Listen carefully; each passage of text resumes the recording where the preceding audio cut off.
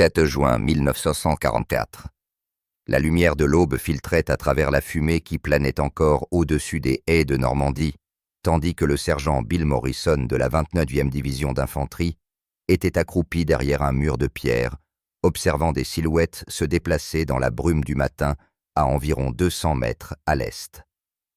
Pendant un instant, son doigt se crispa sur la détente de son M1, puis il distingua les casques d'une forme différente au bord plus plat et les uniformes de combat d'un ton d'olive légèrement différent.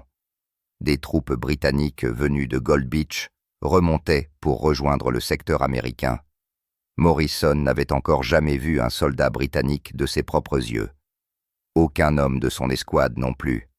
Il s'était bien entraîné en Angleterre pendant des mois certes, mais toujours sur des bases américaines avec des unités américaines. À présent, 36 heures, après avoir débarqué sur Omaha Beach, épuisés et encore tremblants après l'enfer du débarquement, ils allaient enfin rencontrer leurs alliés face à face. « Ne tirez pas », murmura Morrison. « Ce sont des nôtres. Enfin, des leurs. Vous voyez ce que je veux dire ?» La patrouille britannique s'approcha. Morrison se redressa et leva la main. Le soldat de tête, un lieutenant à en juger par ses insignes, s'arrêta, observa le groupe de Morrison, puis s'avança fusil en bandoulière. Il était jeune, peut-être 23 ans, une fine moustache et une expression de neutralité prudente. 29e Infantry, demanda l'officier britannique d'une voix à l'accent sec formel. « C'est ça, » répondit Morrison. « Vous venez de Gold Beach, 50e division. On doit se retrouver avec vos gars du côté de Port-en-Bessin. » Il jeta un regard vers la fumée qui montait de la direction d'Omaha. Journée difficile hier. Morrison pensa à la plage au corps dans les vagues, aux 6 heures d'enfer, avant qu'ils ne puissent enfin quitter le sable. « Ouais, » marmonna-t-il. « Dur. » Le lieutenant britannique hocha la tête comme si Morrison venait de confirmer ce qu'il savait déjà. « Bien, nous avançons vers Bayeux. Votre commandement sait qu'on est dans le secteur. »« C'est le cas maintenant, » répondit Morrison. Le lieutenant esquissa un mince sourire, ni tout à fait amical, ni vraiment distant. « Good show. Continuez. » Il se tourna vers ses hommes, leur dit quelque chose qu'on n'entendit pas, et la patrouille passa s'éloignant vers l'ouest. Morrison les suivit du regard. Son caporal Eddie Hayes, un gars de Brooklyn, vint à sa hauteur. « Alors voilà, c'est ça les Britanniques. Tu t'attendais à quoi, je sais pas. Plus. Britannique, je suppose. »« Ils nous ressemblent, » répondit Morrison. « Juste les casques et les uniformes qui changent. T'as vu leurs fusils, des Lee Enfield. Mon père en portait un pendant la dernière guerre, dit Hayes. Il disait que c'était de bons fusils, juste un peu lents avec la culasse manuelle. » Morrison hocha la tête. Les Britanniques se déplaçaient dans les haies avec une précision méthodique. Chaque homme couvrait le suivant les intervalles parfaits professionnels maîtrisés. On dirait qu'ils savent ce qu'ils font. Nous aussi, répliqua Hayes, mais il y avait un doute dans sa voix. Morrison ne répondit pas. Il pensait à Omaha Beach au chaos, à la peur, à la lutte désespérée. Ces soldats britanniques avançaient comme s'ils défilaient, même ici, même maintenant. C'était différent. Il ne savait pas si c'était mieux ou pire, simplement différent. Vers la fin de la matinée, le peloton de Morrison avait progressé d'environ 3 kilomètres dans les terres et croisé les forces britanniques à 3 reprises. Chaque rencontre suivait le même schéma: identification prudente, brève conversation, puis poursuite de la mission. Les Britanniques étaient polis, efficaces et totalement imperturbables face à la guerre qui grondait autour d'eux. Cela commençait à troubler les Américains. Le soldat de première classe Tommy Chen, opérateur radio originaire de San Francisco, le formula pendant une pause dans une cour de ferme. « Ils sont trop calmes, » dit-il, regardant une escouade britannique préparer du thé. « Oui, du thé dans les ruines d'une grange, alors que l'artillerie allemande grondait au loin. Ils savent qu'on est en guerre. Au moins, les Britanniques avaient monté un petit réchaud, sorti du thé de quelque part, et se passaient des tasses métalliques pendant que leur sergent étudiait une carte. l'un d'eux fumait une pipe. Une pipe, Morrison avait vu des hommes fumer des cigarettes, sous le feu bien sûr, mais une pipe c'était presque du loisir de la contemplation une dimanche après-midi.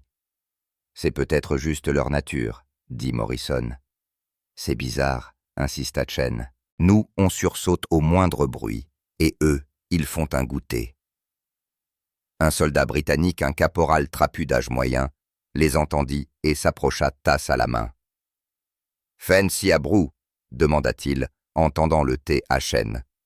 Celui-ci le huma avec méfiance. « C'est vraiment du thé. »« Bien sûr que c'est du thé. Qu'est-ce que tu croyais ?»« J'en sais rien. Un médicament du carburant. » Le caporal britannique éclata de rire un aboiement bref et amusé. « Vous les Yanks et votre café, vous ne pouvez pas fonctionner sans un. Nous c'est pareil avec le thé. Ça garde l'esprit clair. » Il se tapa la tempe. Ça calme les nerfs. Chen but une gorgée, grimaça. « C'est chaud. C'est justement le but, » répondit le caporal. Morrison accepta une tasse quand on la lui proposa. Le thé était fort amer, rien à voir avec le thé glacé sucré que préparait sa mère en Virginie. Mais il était chaud, et le caporal britannique avait raison. Il y avait quelque chose de rassurant là-dedans dans le rituel même, s'arrêter, faire bouillir l'eau, boire puis repartir. Les Britanniques étaient en guerre depuis 5 ans maintenant. Peut-être que c'était ainsi qu'on survivait, si longtemps on faisait du thé, on gardait ses habitudes, on restait humain. « Depuis combien de temps vous vous battez ?» demanda Morrison au caporal. « Depuis 1940, Dunkerque, l'Afrique du Nord, la Sicile, et maintenant ici. » Le caporal répondit sans fierté ni plainte, simplement en énonçant des faits. « Vous 2 jours. » Il observa le visage de Morrison puis hocha la tête. « Vous vous y ferez. Ou pas. Dans tous les cas, gardez la tête baissée et votre fusil propre. » Il termina son thé, ramassa sa tasse et retourna vers son escouade. Hayes se pencha vers Morrison. 4 ans de combat et le type prépare du thé dans une grange. Soit ils sont fous, soit c'est nous. Peut-être un peu des deux, répondit Morrison. Les différences se firent plus nettes au fil de la journée. Le peloton de Morrison fut rattaché à une compagnie britannique pour une avancée vers un carrefour à environ 3 kilomètres au sud. Le capitaine britannique, un homme grand et mince nommé Péton, fit son exposé au groupe combiné avec le ton calme et détaché d'un proviseur annonçant le règlement des retenues. « L'objectif, c'est ce carrefour, dit Péton en pointant la carte. Jerry a une mitrailleuse ici, peut-être une équipe de mortiers là. Nous avancerons en 2 colonnes. On neutralise la mitrailleuse. On nettoie la position. » Des questions. Morrison leva la main. « Et s'ils ont plus d'une mitrailleuse ?»« Alors, on neutralisera les 2, » répondit Péton, comme si c'était une évidence. « L'essentiel, c'est de garder la formation et d'éviter de se regrouper. Jerry adore quand vous vous regroupez. Ça lui facilite le travail. » Morrison avait une 12aine d'autres questions, et les tirs de flanc, les renforts, le soutien d'artillerie. Mais Péton était déjà passé à autre chose, distribuant ses ordres aux chefs de section avec une précision tranquille. Les soldats britanniques écoutaient, acquiesçaient, vérifiaient leurs armes avec une efficacité expérimentée.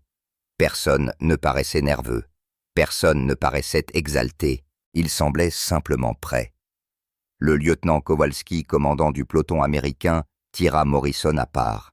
« Qu'en penses-tu ?»« Je pense qu'ils ont déjà fait ça plus d'une fois, » répondit Morrison. « Nous aussi. Pas comme ça. Pas depuis 4 ans. » Kowalski fronça les sourcils. « Tu crois qu'on devrait suivre leur exemple ?» Morrison réfléchit. L'approche britannique était méthodique, prudente, presque circonspecte. L'approche américaine, telle qu'on leur avait enseignée, consistait à frapper vite et fort, submerger l'ennemi par l'agressivité et la puissance de feu. 2 philosophies, 2 expériences. Je crois qu'on ferait bien d'observer et d'apprendre, finit-il par dire. L'avance commença à midi. Les Britanniques progressaient en formation d'école. Chaque escouade couvrait la suivante, utilisant chaque relief du terrain. Ils avançaient lentement, trop lentement, pensa Morrison. Son instinct lui criaient de courir, de traverser le terrain découvert au plus vite. Mais les Britanniques prenaient leur temps, et à mesure qu'ils progressaient, Morrison comprit pourquoi. Ils ne s'exposaient jamais inutilement. Ils exploitaient le terrain à la perfection. Quand ils rencontraient de la résistance, ils ne chargeaient pas. Ils s'arrêtaient, évaluaient, amenaient les armes de soutien et écrasaient la position ennemie avant d'avancer. C'était comme observer une machine parfaitement réglée, chaque rouage en coordination avec les autres. La mitrailleuse allemande ouvrit le feu lorsque la première escouade britannique se trouva à 50 mètres du carrefour. Les hommes se jetèrent immédiatement au sol ripostant pendant que leur sergent transmettait les coordonnées. En moins de 30 secondes, une équipe de mortiers britanniques ajusta son tir. 3 obus plus tard, la mitrailleuse se tut. En avant, cria Péton, et les Britanniques reprirent leur progression. Même rythme, même précision. L'escouade de Morrison suivit, essayant d'adapter son pas à celui des Britanniques. Cela paraissait contre nature. Morrison brûlait d'envie de courir pour atteindre un abri, mais il se força à rester dans le tempo. À côté de lui, Ace haletait. « Ça prend une éternité », grogna-t-il. « Oui, mais on ne se fait pas tirer dessus », fit remarquer Morrison. Ils atteignirent le carrefour 15 minutes plus tard. La position allemande était abandonnée. L'équipage s'était replié dès que les mortiers les avaient repérés. Les Britanniques installèrent aussitôt des positions défensives, envoyèrent des patrouilles, établirent un périmètre. Aucune célébration, aucun soulagement, juste la tâche suivante. Péton trouva Morrison. « Vos hommes se sont bien comportés. Bonne discipline de tir. »« On a suivi votre exemple, » admit Morrison. « Raisonnable. Vous finirez par développer votre propre style. Tout le monde le fait. » Péton sortit un étui à cigarettes, un vrai en argent gravé, et en proposa une à Morrison. Le secret, c'est de rester en vie assez longtemps pour développer ce style. Morrison prit la cigarette. « C'est toujours comme ça chez vous aussi, contrôlé. Bon Dieu, non. Parfois, c'est le chaos total. Mais on essaie quand même de garder une structure. Ça donne aux hommes quelque chose à quoi se raccrocher. » Péton alluma leurs 2 cigarettes. « Vous les gars, vous avez traversé à Omaha. »« Oui. »« Oui, monsieur. On m'a dit que c'était plutôt dur. Pire que chez nous. C'était... » « Mauvais, » répondit Morrison sans en dire plus. Péton hocha la tête sans insister. « Eh bien, vous êtes là maintenant. C'est ce qui compte. » Il consulta sa montre, une montre de poche, remarqua Morrison, pas une montre bracelet. « On tient cette position jusqu'à la tombée de la nuit, puis on avancera d'1 mile supplémentaire. Votre lieutenant se coordonne avec mon second. Faites manger et reposez vos hommes. » Morrison salua. Il nota que les Britanniques saluaient différemment, plus détendus, presque comme un signe de la main. Il retourna vers son escouade. Ils avaient trouvé un cratère d'obus et partageaient leurs rations. Hayes avait mis la main sur une boîte de rations britannique et l'examinait avec un sérieux scientifique. « Il y a du thé dedans », annonça Hayes. « La ration contient du thé, pas du café. »« Du thé ? Bien sûr que oui, » répondit Chen. « Il y a sûrement des crumpets aussi. » « C'est quoi un crumpet ? J'en sais rien, un truc anglais. » Morrison s'assit et sortit ses propres rations. Les soldats britanniques à proximité mangeaient aussi parlant entre eux à voix basse, car leur conversation était différente de la camaraderie américaine, plus retenue, pleine d'humour sec et de références que Morrison ne comprenait pas. L'un d'eux lisait un livre, lisait réellement tout en mangeant. Morrison ne pouvait pas imaginer être assez calme pour lire en zone de combat. Un soldat britannique remarqua son regard et s'approcha tenant sa boîte de rations. « Envie d'un échange. Je vous donne mon bœuf en conserve contre votre... C'est quoi ça ?»« Du spam, » répondit Morrison. Spam, répéta le soldat comme pour goûter le mot. « C'est fait de quoi, de viande ? » « Enfin, plus ou moins. » « Ah, pareil que la nôtre, alors. » Le soldat s'assit sans y être invité, sortit une cigarette et l'alluma. « Vous vous en êtes bien sortis aujourd'hui. » Première fois que vous bossez avec nous. Première fois qu'on vous voit, répondit Morrison. Vraiment, je croyais que vous vous entraîniez en Angleterre. Oui, mais on n'a jamais rencontré de soldats britanniques. On s'entraînait sur nos propres bases. Le soldat britannique réfléchit un instant. C'est dingue, ça. On est censé être alliés et ils nous ont gardés séparés. Qu'est-ce qu'ils pensaient qu'il se passerait quand on se verrait, qu'on allait se battre entre nous? Peut-être qu'ils pensaient qu'on serait trop différents, suggéra Hayes. Et on les demanda le soldat britannique. Différent, Morrison y réfléchit. Oui, mais pas dans le mauvais sens. Juste différent. Eh bien, tant mieux alors. Le soldat britannique se leva et pousseta son uniforme de combat. Au fait, moi, c'est Reg. Reg Cooper de Sheffield. Bill Morrison, Virginie.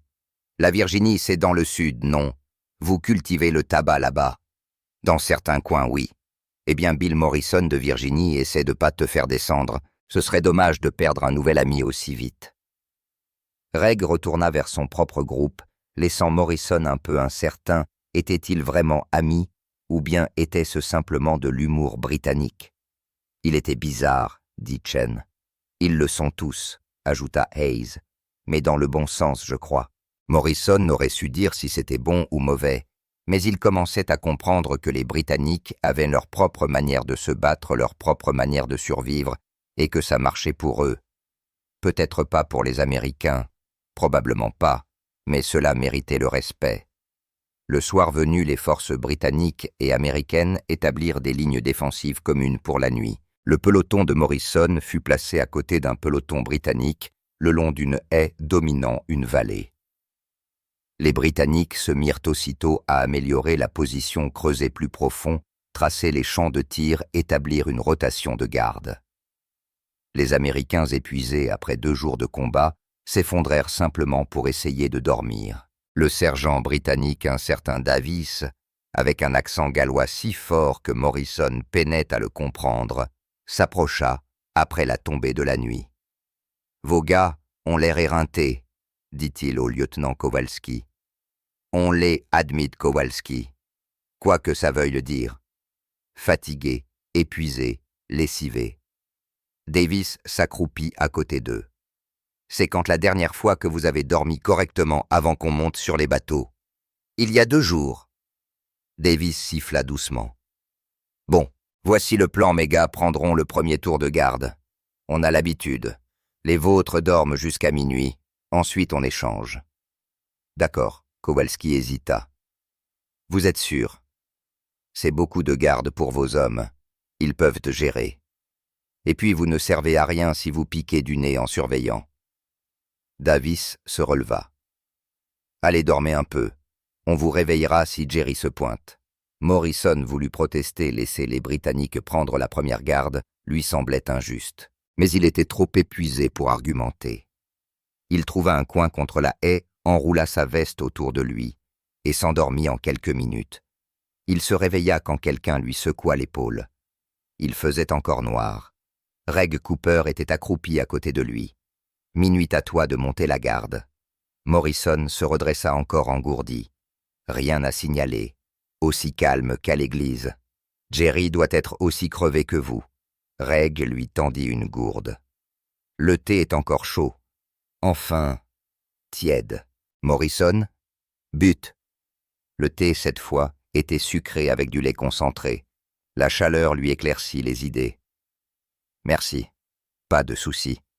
Tes potes montent la garde là-bas à la trouée. Reg montra la position de Hayes. On couvre le flanc gauche. Si quelque chose bouge dans la vallée, on le verra. Il commença à s'éloigner, puis se retourna. Ah, et Morrison, ton ronflement pourrait réveiller les morts. Faudrait bosser là-dessus. Morrison passa sa garde à observer les positions britanniques. Même dans l'obscurité, même avec la moitié du peloton endormi, il restait discipliné. Les sentinelles restaient alertes, bougeaient régulièrement pour ne pas s'assoupir, communiquaient par signes de main.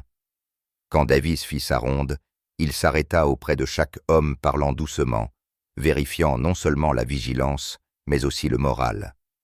C'était du professionnalisme à un niveau qui dépassait l'instruction. C'était une habitude, Une routine, le fruit de longues années de guerre. L'aube arriva froide et grise. Les Britanniques étaient déjà debout préparant du thé, nettoyant leurs armes, se tenant prêts pour la journée. Les Américains, eux, émergeaient lentement raides et endoloris. Morrison remarqua la différence des routines matinales. Les Américains étaient désordonnés, chacun faisait à sa manière, attrapait à manger, quand il pouvait, vérifier son arme au hasard. Les Britanniques, eux, étaient structurés le thé. D'abord, toujours. Le thé d'abord, puis l'entretien des armes. Ensuite, le petit déjeuner. Enfin, le contrôle de l'équipement. C'est toujours pareil, expliqua Davis. La routine, c'est ce qui te garde sain d'esprit. Vous n'avez jamais envie de faire la grasse matinée, demanda Chen en les regardant faire. Faire la grasse matinée et se faire tuer, répondit Davis avec entrain. Jerry adore les matins paresseux. Il attaque toujours à l'aube. Alors on est prêt avant lui. Ça le déçoit beaucoup.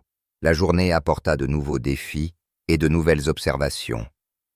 Le peloton de Morrison fut à nouveau rattaché à une compagnie britannique pour une opération de nettoyage à travers une série de fermes. Le capitaine britannique différent de Péton.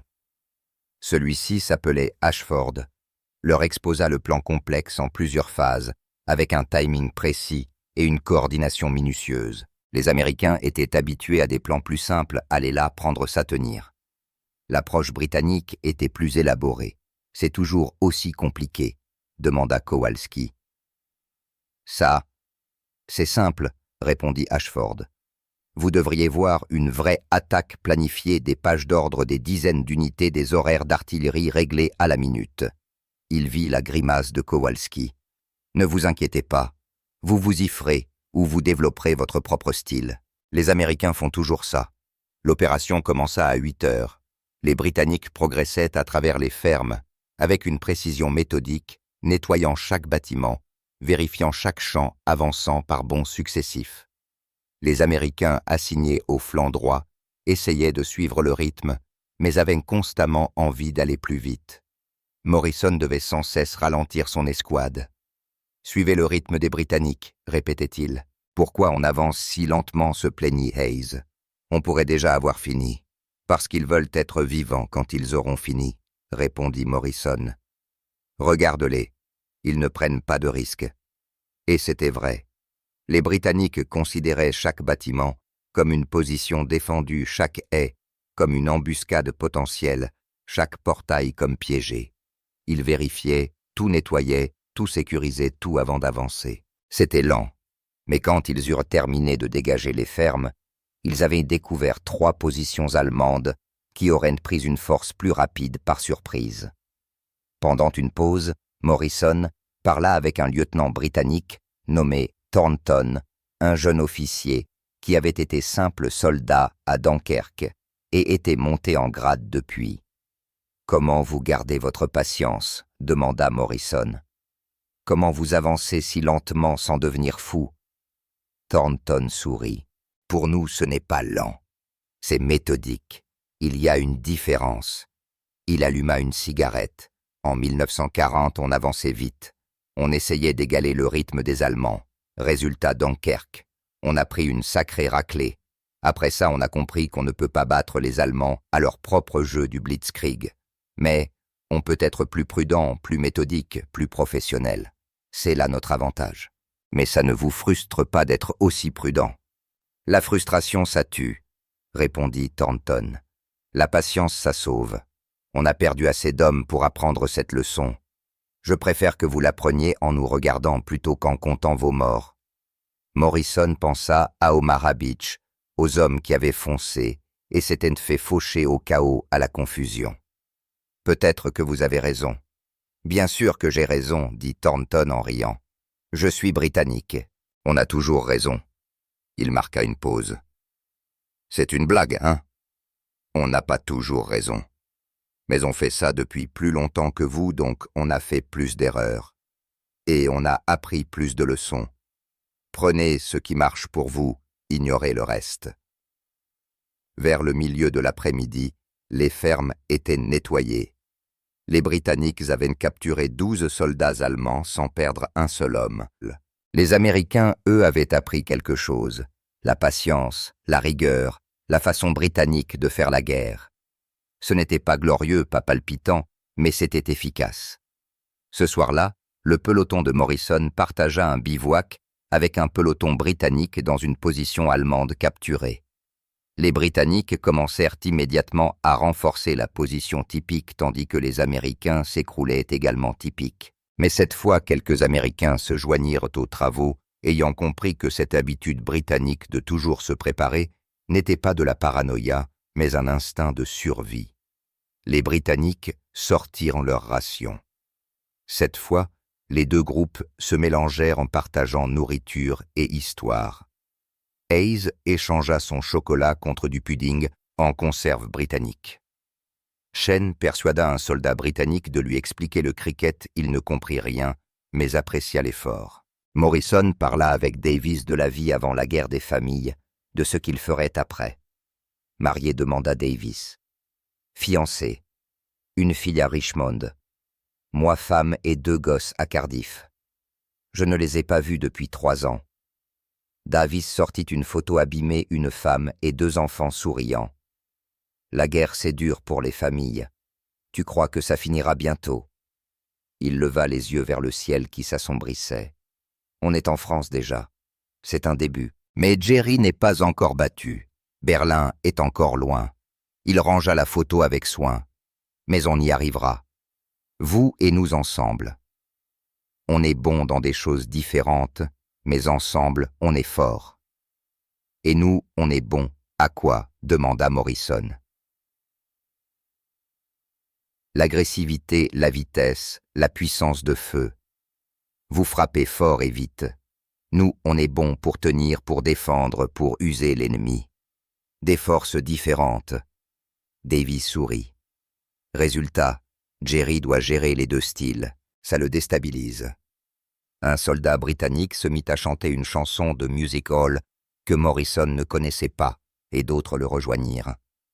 Les Américains écoutaient amusés par les paroles sur une dame de Brighton et son malheureux choix de chapeau. Puis, Hayes entonna une chanson américaine et les Britanniques écoutèrent à leur tour tout aussi divertis. Aucun groupe ne comprenait vraiment les paroles de l'autre, mais ça n'avait aucune importance. Reg Cooper s'approcha et s'assit à côté de Morrison. « Vous êtes pas mal, vous dit-il.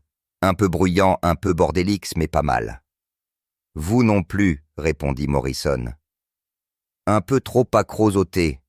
Un peu trop calme sous le feu, mais pas mal. Trop calme sous le feu. Ça existe, ça. Quand on prépare du thé pendant qu'on nous tire dessus, ouais, ça existe. » Reg éclata de rire. « D'accord, bon point. Mais le thé aide, je t'assure. Ça te garde humain. Ça te rappelle qu'il y a un monde au-delà de la guerre. » Il sortit ses cigarettes et entendit une à Morrison. « Tu veux savoir ce que je pense? »« Quoi donc? »« Je pense que vous, les Yanks, vous allez gagner cette guerre pour nous. Vous avez le nombre, le matériel, l'énergie. Mais je crois que nous, on va vous apprendre à y survivre. »« Marché équitable, » répondit Morrison.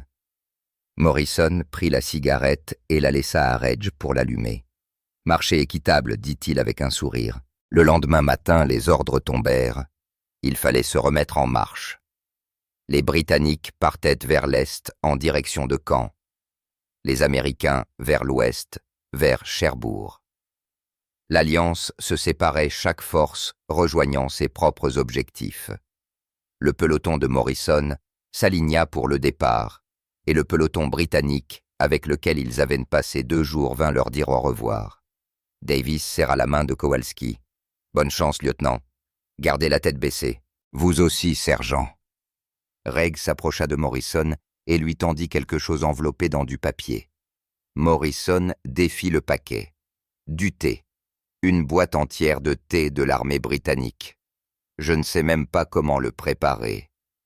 Tu trouveras bien. Eau chaude, thé, un peu de lait, si t'en as un peu de sucre, si t'as de la chance. Bois-en quand ça ira mal. Ça te rappellera que t'es encore humain. Reg tendit la main. On se revoit à Berlin Morrison. À Berlin Cooper. Les deux unités partirent dans des directions opposées.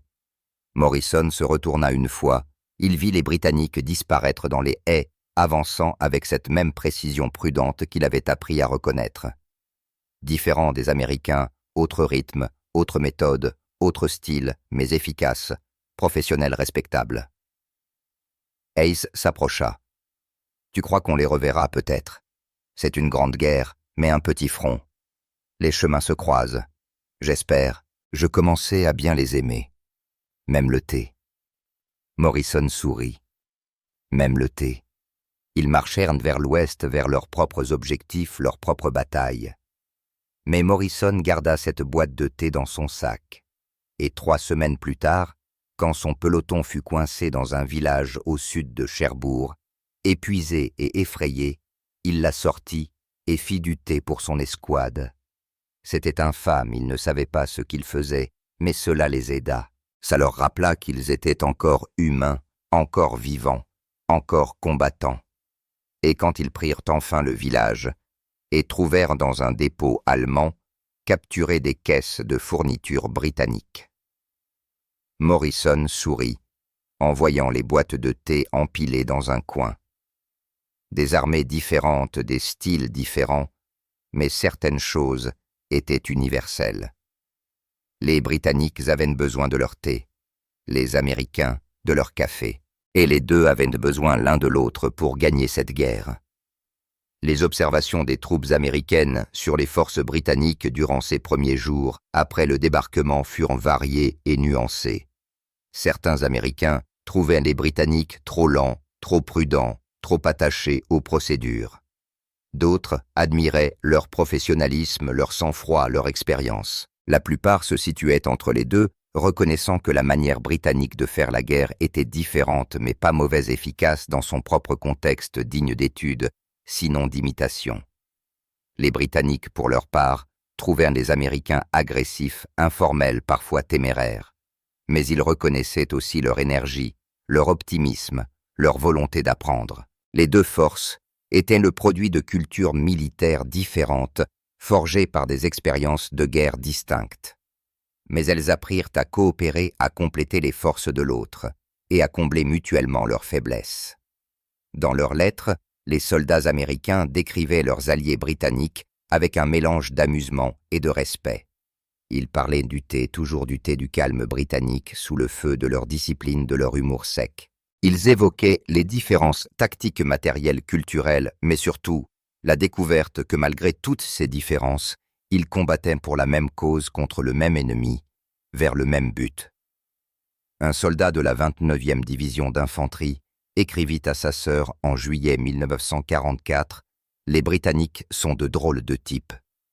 Ils boivent du thé quand ils devraient boire du café. Ils restent calmes quand ils devraient avoir peur. Et ils avancent lentement quand ils devraient aller vite. Mais ça fait 5 ans qu'ils se battent. Et ils sont toujours là, toujours en train de se battre, toujours professionnels. Ils doivent faire quelque chose de juste. On pourrait apprendre d'eux.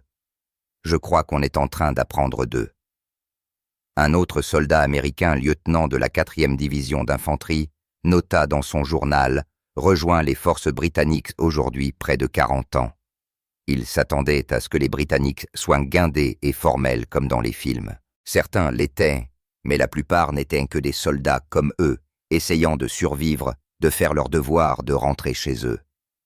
Ils avaient leur façon de faire, les Américains avaient les leurs. Les deux fonctionnaient, c'est tout ce qui comptait.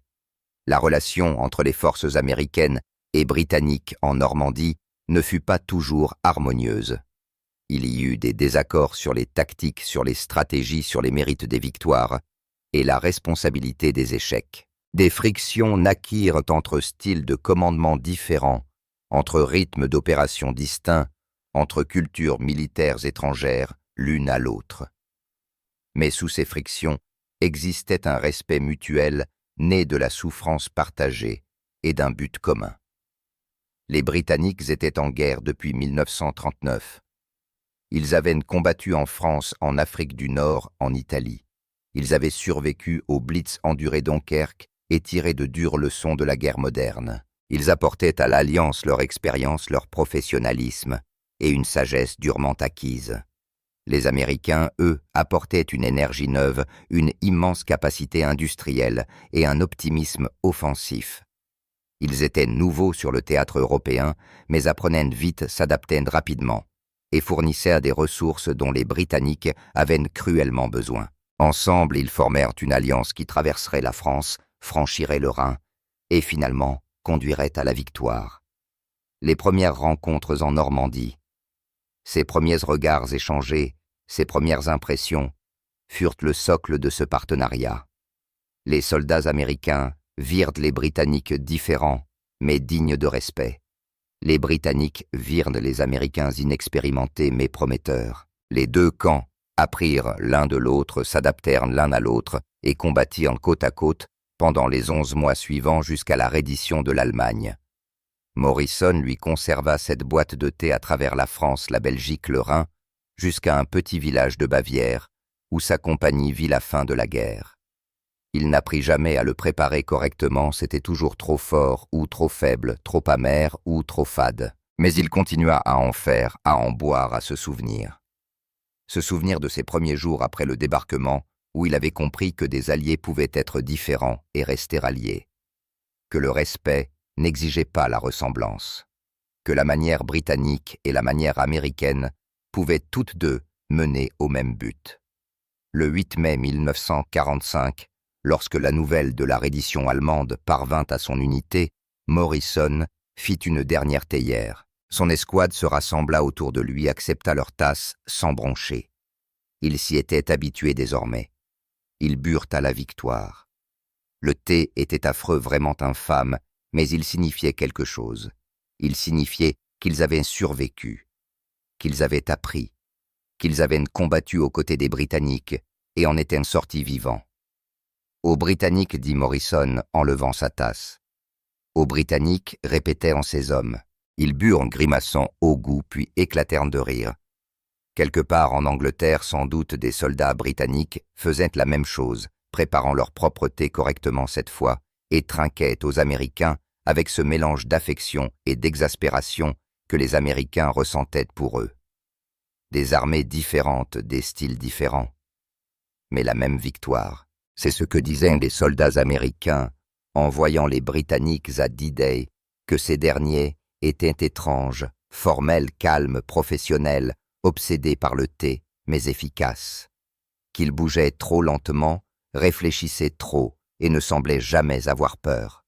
Qu'ils étaient en guerre depuis trop longtemps et que cela se voyait dans leur prudence, leur rigueur, leur refus de prendre des risques inutiles, mais surtout qu'ils étaient de bons soldats, de bons alliés et d'excellents camarades à avoir à ses côtés au combat.